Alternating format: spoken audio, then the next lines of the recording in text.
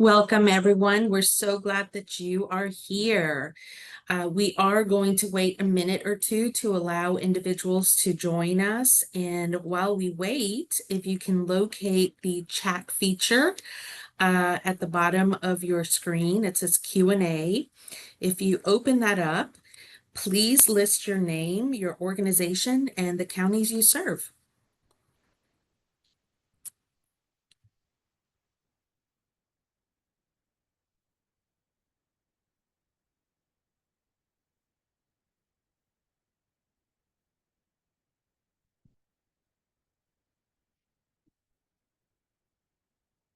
Welcome, everyone. We're going to give it another minute or two for everyone to log in. Welcome, Sarita, representing Streams in the Valley Counseling. Alicia, one of our council members. I see Sandy from the Hutto Resource Center. Gabriella with the Greater Taylor Foundation, serving Wilco. Welcome.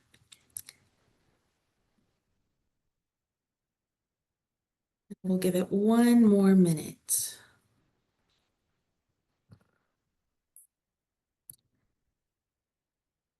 Welcome, Betty. If you are just joining us, I invite you to find the chat box or the Q&A box at the bottom of your screen and share your name, your organization, and the county you're representing. Welcome, Lori. It's great to see you.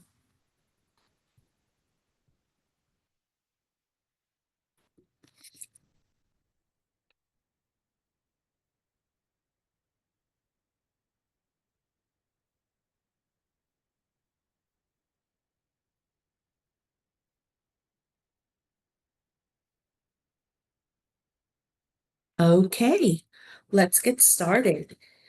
So we have a lot of information to cover with you today. We are going to mute all of the attendees, but we do ask you to use the chat feature throughout the presentation to log your questions.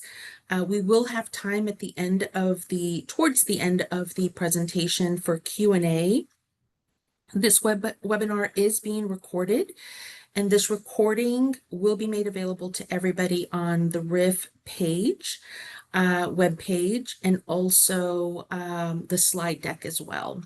And the web page, we will share that URL with you as a follow-up, but in case you've got those pens ready, we're at ctxcf.org/RIIF, and we'll share that throughout the presentation.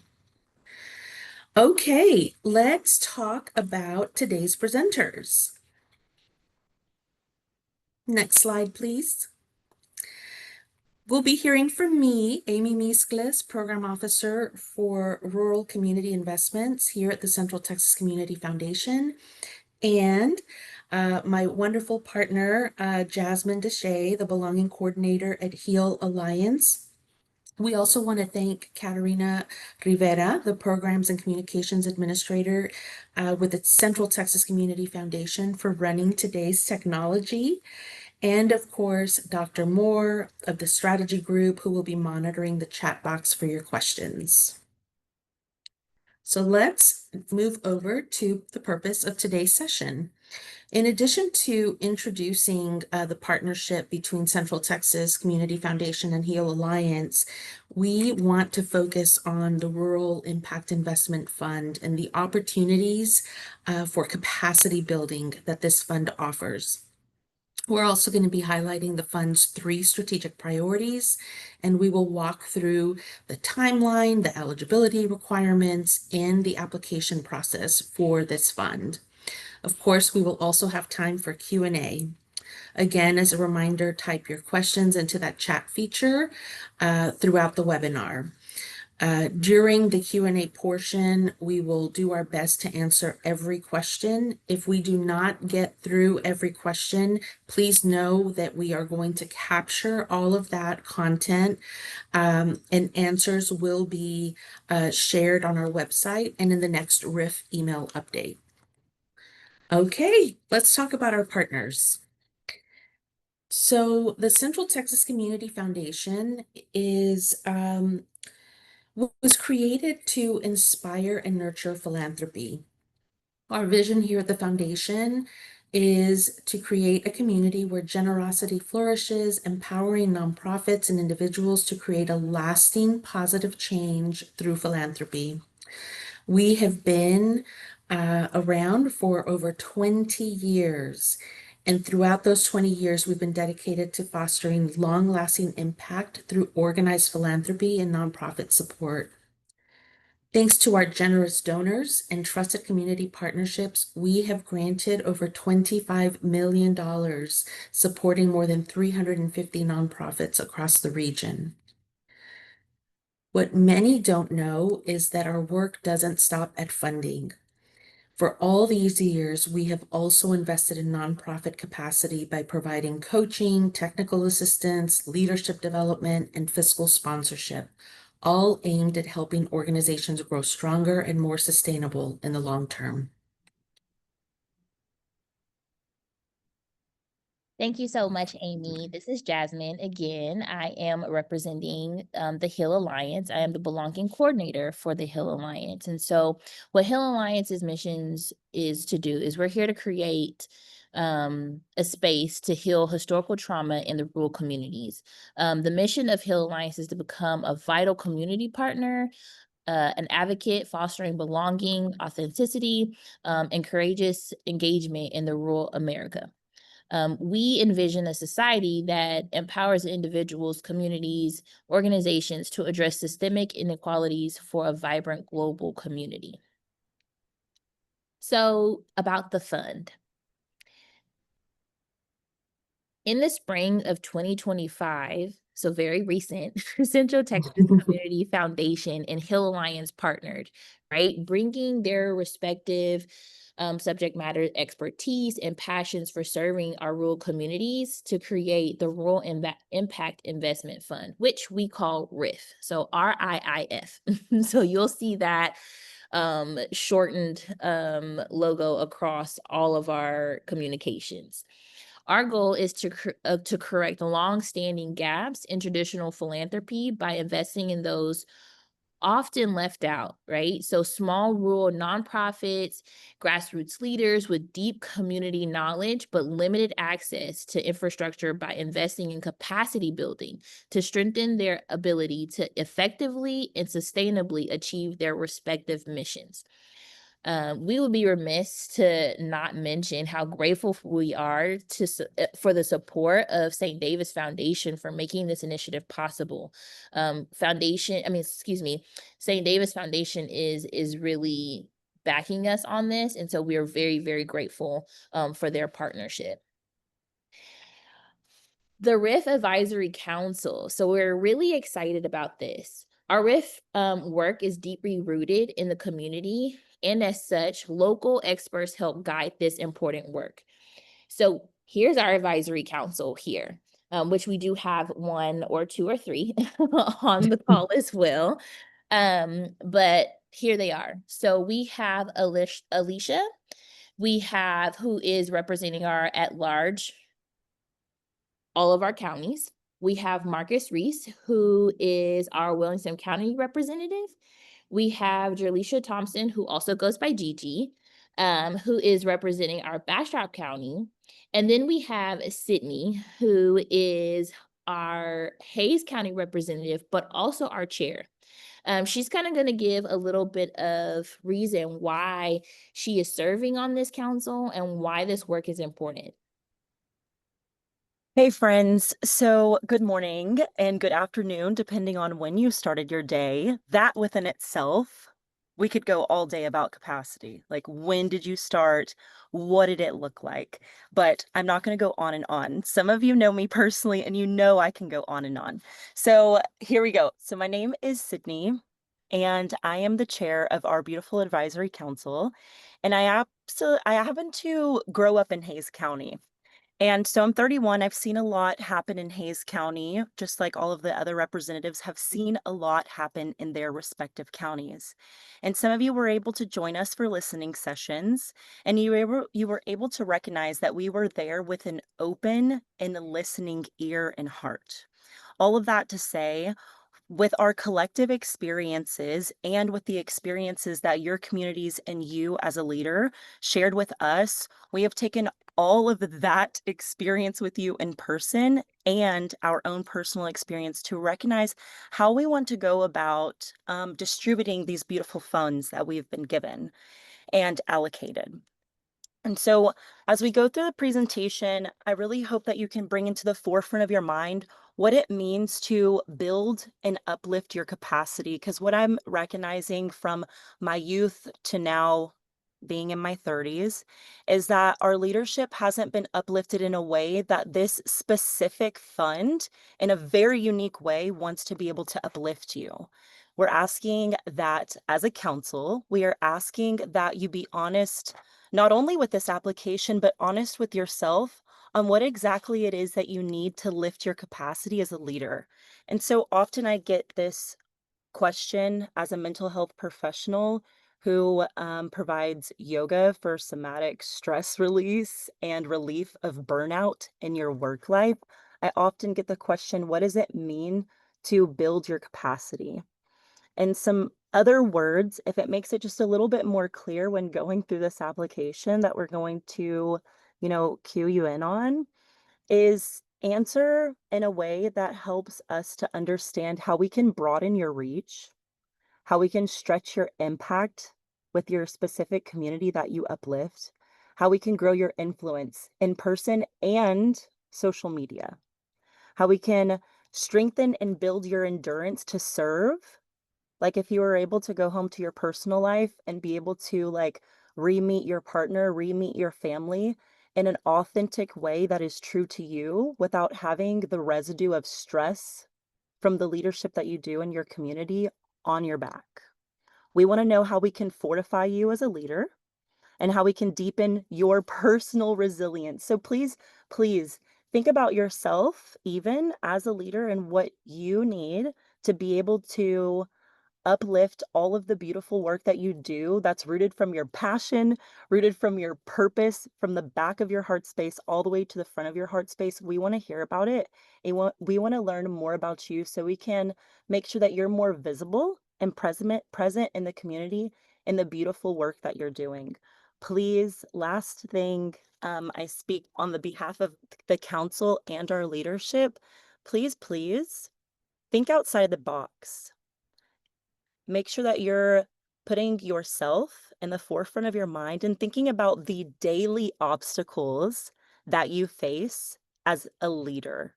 And if there's something that you do, like tedious work, and you're like, I could really use somebody helping me to do this so that my hands can be on the things that are actually rooted in my passion, let's put that on the application on how we can help you and we can serve you best with these funds. I hope that that helps just clear up any confusion on what it means to build and uplift your capacity, because we really want to make sure that we are taking care of you and we want to continue this impact of this specific fund for years to come. Okay. Thanks so much for listening. Thank you so much, Sydney. So appreciate you. So our RIIF leadership team, we have a wonderful team that supports our RIIF council members. So we have a 5-member leadership team, including Amy Meesklis, who you just heard from a couple people ago, and then myself as well. We have Amy Morita, who is the executive director of the Central Texas Community Foundation. We have Crystal Grimes, who is the chief strategic officer for the Heal Alliance, and our incredible strategic advisor, Dr. Moore, who is of the strategy group, excuse me. The leadership team works in partnership again with the advisory council to move the work forward. So we are really excited about our team. So let's talk about who this fund is for. This fund is for capacity building, as Amy and Sydney have mentioned, building of small rural nonprofits and grassroots leaders who are improving health and well-being, especially for people navigating economic hardships or who are from historically marginalized communities in Bastrop, Caldwell, Hayes, and Williamson County.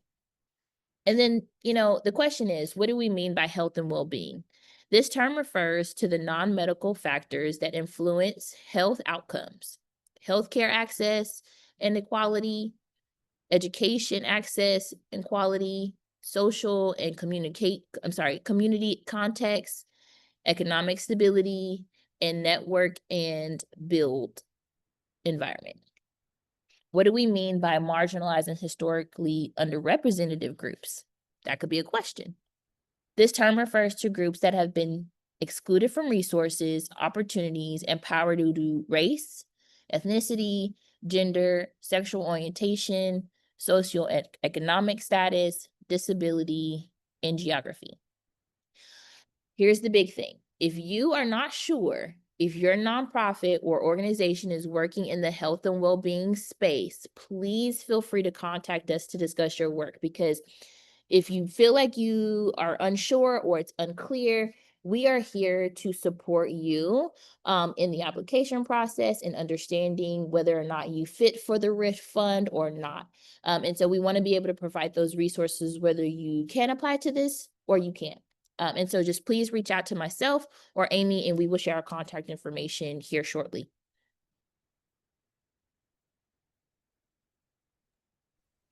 Thank you, Jasmine. So, what does the RIIF fund? I hope that you've heard a theme in what I have shared, what Jasmine has shared, what Sydney has shared. Capacity building means investing in you. These are flexible dollars that will allow you to deepen your skills, your knowledge, and strengthen infrastructure to improve performance, adapt to change, and ultimately so that you can have a greater impact in your community. We want to take a minute to talk about the key features of capacity building, just some very specific information to help you kind of get oriented with what we mean when we talk about capacity building. These are tools that strengthen your organizational infrastructure, your governance, your staffing, your policies, your systems. These are tools that improve your leadership and decision-making capabilities. These are tools that expand your financial health and also your resource diversification, in addition to enhancing program quality and accountability through evaluation and learning systems. These are tools that build adaptability so that your organization can respond to new challenges and opportunities. I also wanted to give even more specific examples. And again, these are not the only answers, okay? Like Sydney challenged you to think outside the box. These are just examples to help us all understand what we mean when we talk about capacity building. So capacity building for a grassroots leader can include a laptop and software to help organize and strengthen communications and marketing about your cause. Or maybe it's a leadership or coalition building training that is going to help you take your efforts to the next level. It can even mean paying yourself so that you can continue to do what you're doing without that second or third job. Capacity building for nonprofits can be accounting software and equipment. It can be board governance training. Maybe it's leadership training, maybe even attorney fees. And again, it could be paying yourself or staff or volunteers to help you continue to do what you're doing. Now let's shift gears to talk about our 3 strategic priorities. We are going to focus on funded proposals that build organizational capacity, provide leadership development to grassroots leaders, and or provide unrestricted general operating support to help the core operation of nonprofits. So our 3 strategic priorities are that organizational capacity building. These are grants that are going to help you build stronger nonprofit organizations or even start a new 501c3 focused on health and well-being. In addition, I did want to point out that startup funding can include first-year compensation for new leaders. Secondly, community leadership development, grants that are going to support emerging grassroots leaders and help experienced grassroots leaders mentor new ones. So community leadership, this is, very important for us to acknowledge that community leadership requires different skills and values than organizational leadership. We know this, so let's invest in that. General operating support. This is something that is so important to nonprofits and grassroots leaders. So many grant opportunities out there are connected to direct services, and we want to make sure that as a part of our strategic priorities, there are some even more flexible dollars, if you will, through this general operating support. These are unrestricted general operating dollars that can be used for any purpose that supports your mission, giving your organization that flexibility to allocate funds where they're most needed. An important note here is that general operating support cannot exceed, or your request cannot exceed 10% of your annual operating budget. So for example, if your nonprofit has an annual operating budget of $250,000, you can request up to 10% of that amount, which is $25,000. In the next slide, we're going to talk about the application.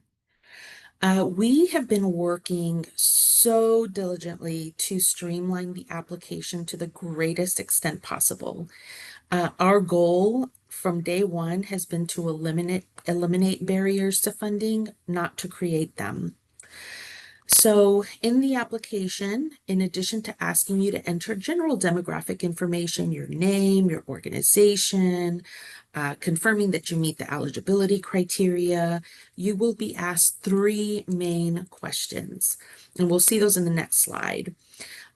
These questions, you will have an option to answer them in written form or to submit a video. Written responses must be short and concise. Each question allows a response of no more than 500 words. And if you choose to submit a video, it does not have to be fancy. This is something that you can record on your phone. You will also need to be short and concise in your responses, as your videos must be no longer than 5 minutes. So let's talk about these 3 questions. The 3 questions are really your project summary. And, something that we've shared with community as we've been out, talking to groups and nonprofits is we don't want to burden you with asking you to write a college essay. We don't need that. We want to get to the nuts and bolts. So we have worked so hard to limit this section to 3 questions, and very simple. We want to know what's holding your organization back. We want to know what capacity building support you need, and we want to know how that support is going to impact your mission. So the questions are, number 1, what internal challenges are limiting your effectiveness? How does that affect your work? For example, is it equipment, staffing, software? Is it fundraising? Is it board development? Number 2, what support would strengthen your organization's capacity? And number 3, how will addressing that capacity need increase your ability to deliver on your mission? Now let's move on to eligibility criteria. Eligible applicants must be working to improve the health and well-being of individuals and families navigating economic hardship, as well as marginalized and historically underrepresented communities and groups in Bastrop, Caldwell, Hayes, and/or Williamson counties.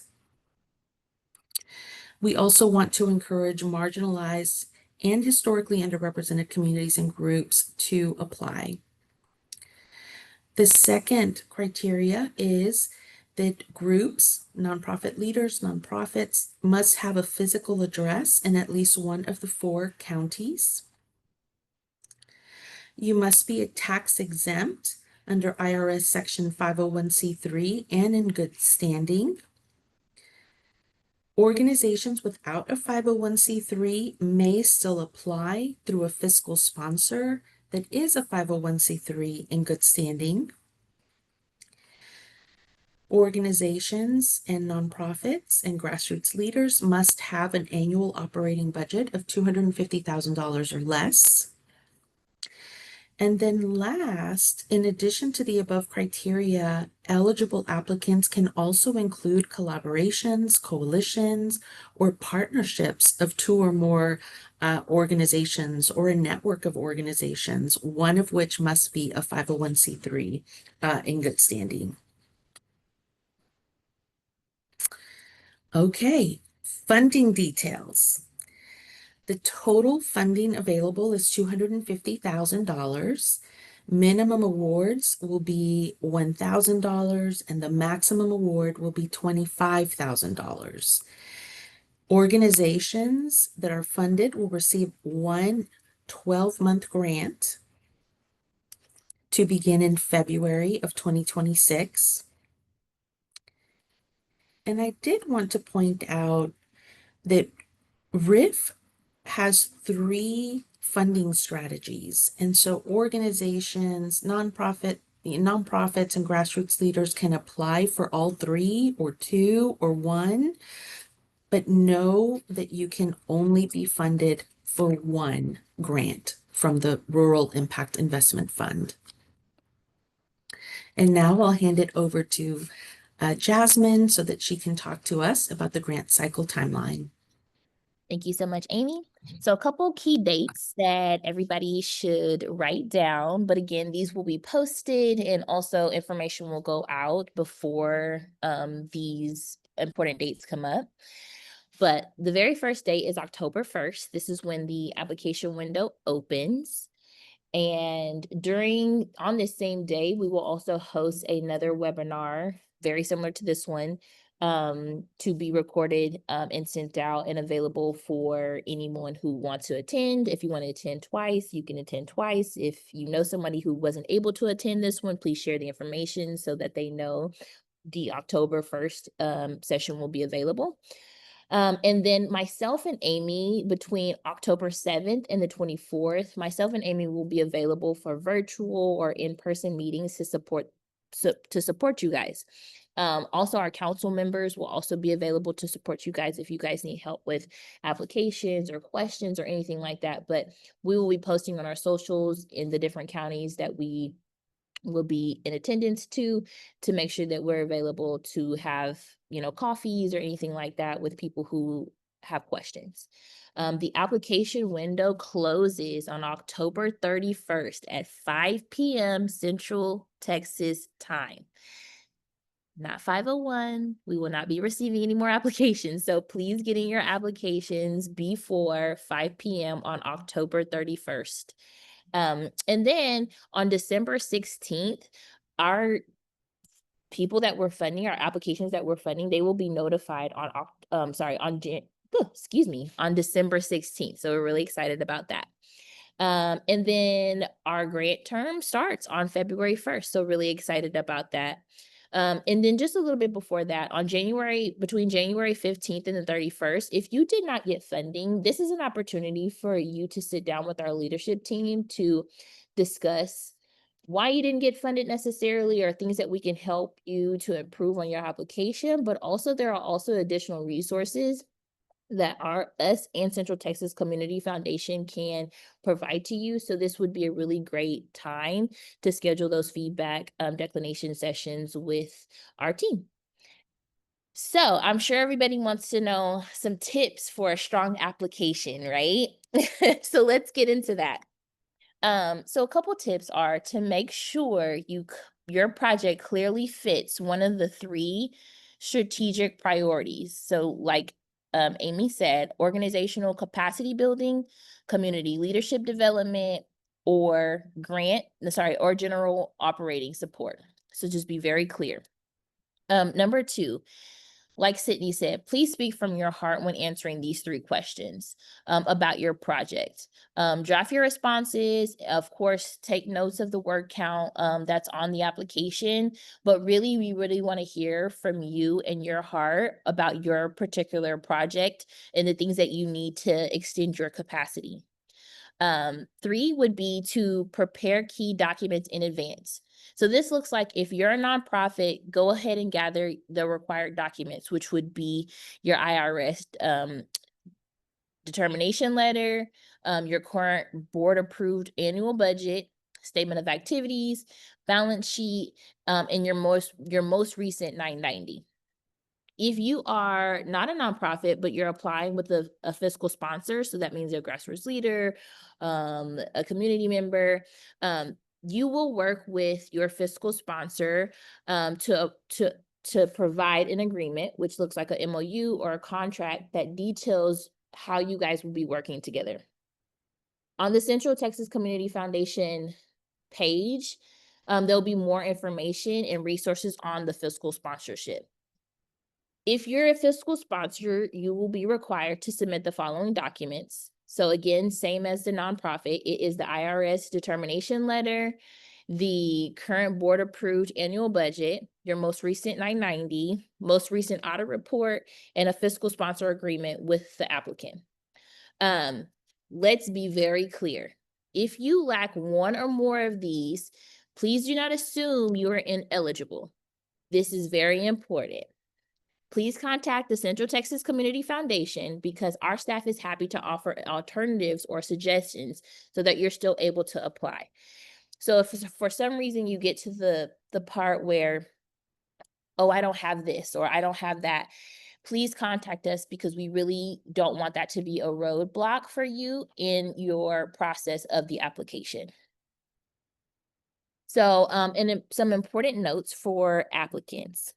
The funding restrictions. So RIIF does not fund endowments, political activities, or efforts to influence legislation or support candidates. Programs that require adherence to specific religious beliefs are also ineligible. However, faith-based organizations serving the broader community may apply. Review the RIIF grant guidelines eligibility criteria published on September 10th. It includes the information reviewed today, plus a list of RIIF key concepts and definitions. If you have any questions about anything that we've said or mentioned, especially if we don't get a chance to answer your questions immediately here, there are some good notes in the grant guidelines and eligibility requirements. For example, what do we mean by grassroots leaders or organizations? A community leader or group serving their communities without robust organizational support of a 501c3 status. These leaders and organizations often rely on volunteers or operate with minimal budgets. So that's what we mean by a grassroots leader or an organization.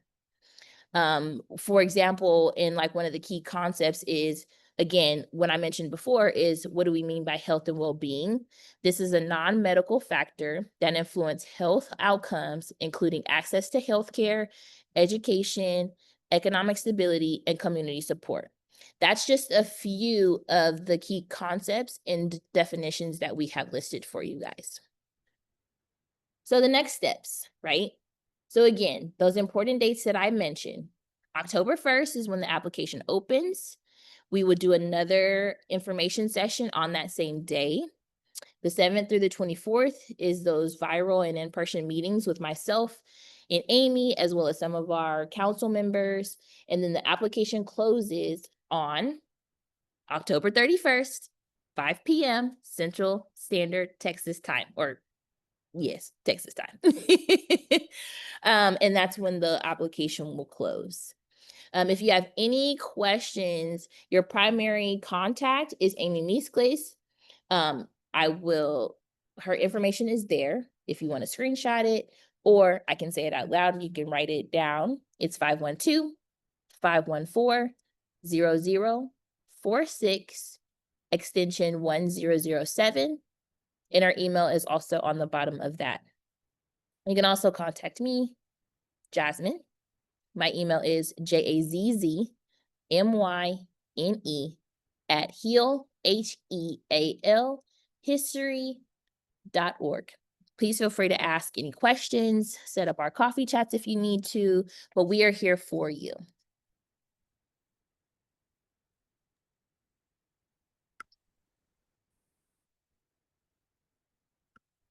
Thank you, Jasmine. Okay, so now we want to hear from you. Again, using the chat box on your screen or the Q&A, please type in your questions. We want to hear what questions you have for us. What did we miss? And or what additional information would be helpful to you?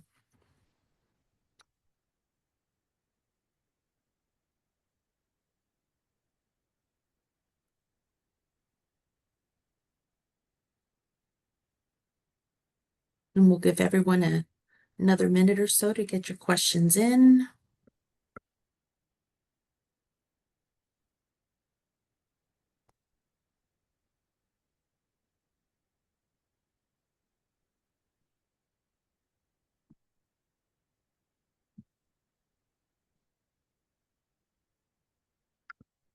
Okay.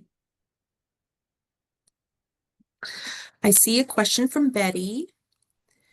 If we are receiving a grant from the Rural Community Impact Fund, does this disqualify us for the RIIF fund?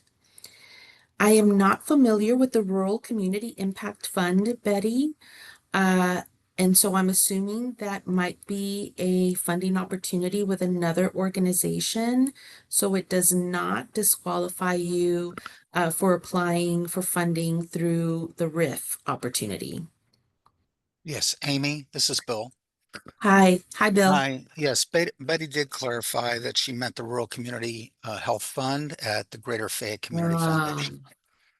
Excellent. Okay. Thank you, Bill. Sarita, she has a couple of questions. What is the benefit of videos versus words? And also, if you're a new nonprofit and don't have a 990 yet, what would you need for that? So the first item is, what is the benefit of videos versus words? It's really not a benefit. You know, one isn't better than the other. The reason we are allowing those two options is, again, we're trying to have an application that is accessible and doesn't create barriers. And so if it is easier for you to speak from the heart and record yourself on your phone versus sitting down and writing 3 responses, we want you to have that option. So it really is whatever is more seamless for you and causes less stress for you. That would be the right, the right selection for you. In terms of a new nonprofit that doesn't have a 990 yet, please contact us. It may be that we, just through discovery, right? We'll have conversation to see what you do have. Do you even have a budget yet? Because there may not even be a budget. Is there a bank account? Could there be bank statements that we can look at? And these documents are necessary. And again, we looked at the list very carefully and narrowed it down to only the documentation that we need to ensure our fiduciary responsibility as a community foundation. And at the same time, we encourage you to reach out and let's have conversation about what you do have that could help us, check these boxes. And then Angie is asking, can we do a video and submit questions? You could. However, we're only going to look at one. So it's either or. You are not required to submit both. And hi, Elon. His question, Amy, was essentially, can your IRS paperwork be in process of filing Yes. to become a nonprofit? Excellent. And the answer there is yes. You know, so long as you have that documentation, that is perfectly fine. And again, you know, the more communication you have with us, the more we understand where you are in that process and in that journey. And again, you know, just to reiterate something that Jasmine said a few minutes ago is we're here to be your partner. We're not here, you know, looking down at you. We are here to be your partner and help you on this journey in any way possible through, you know, answering questions like this. And of course, we will be having meet and greets throughout the 4 counties over the next month. And those will be opportunities to bring these types of questions, to bounce ideas off of us, whatever you need and whatever we can do to help you. That's what we're here for. Lori, to clarify, is rural defined broadly as Williamson County, which is not typically defined as rural? Yes, this is the entire county. So we are accepting applications, funding requests from groups, grassroots leaders, and nonprofits that meet our eligibility and are serving and physically located in Bastrop, Caldwell, Hayes, and Williamson counties.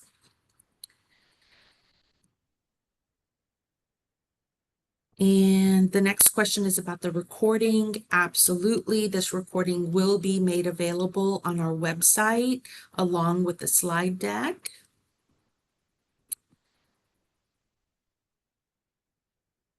And yes, Ilana, I'm looking forward to catching up.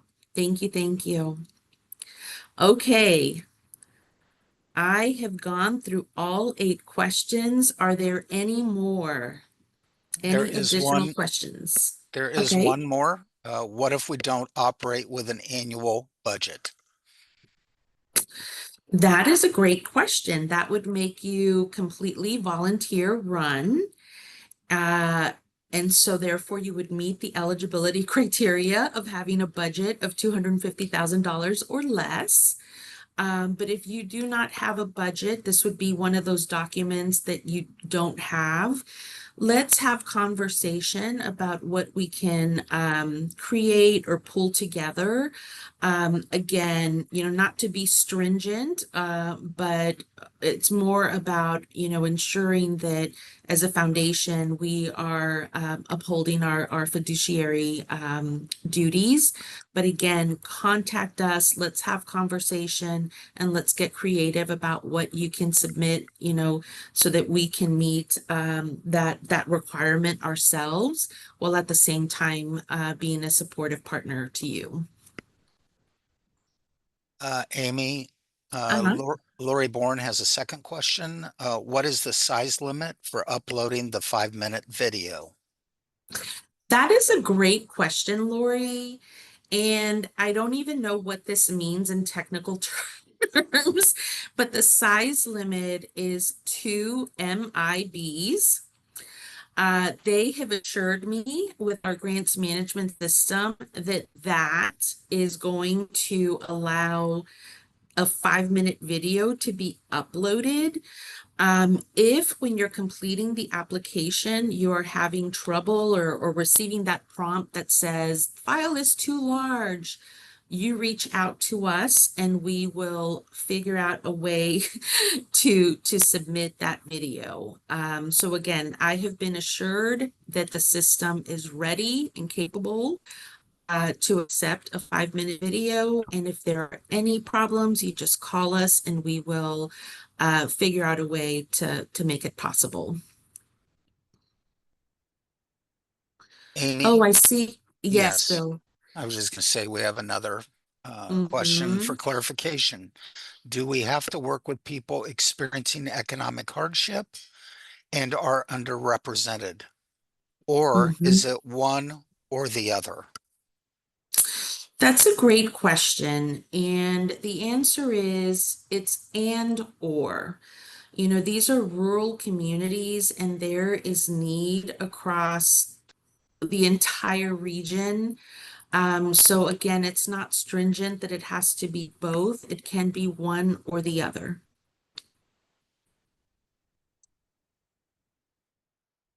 Okay.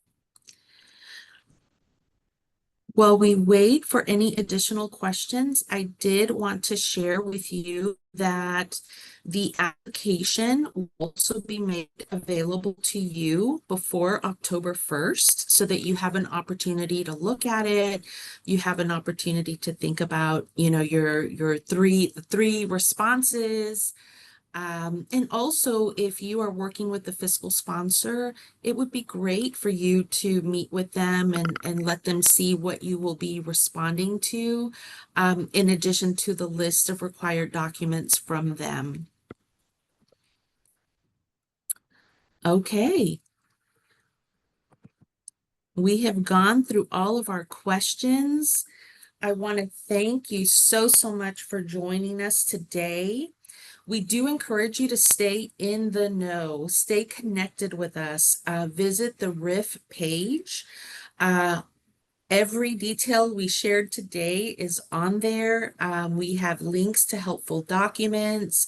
This afternoon, we are creating a new section for fiscal sponsorships so that you have more information about what it is, how they should work, and even a template for an agreement with an organization that is serving as a fiscal sponsor. You can also sign up for our mailing list so that you get RIF updates. And of course, follow us on Facebook. The more we are connected, the more we are informed and can move the needle forward across the region. And then last but not least, I want to say thank you so much for joining us today. It was a pleasure connecting with you and hearing your questions and your interest in this fund. And we look forward to working with you and seeing your applications. And please do not hesitate to reach out. We are here to support you.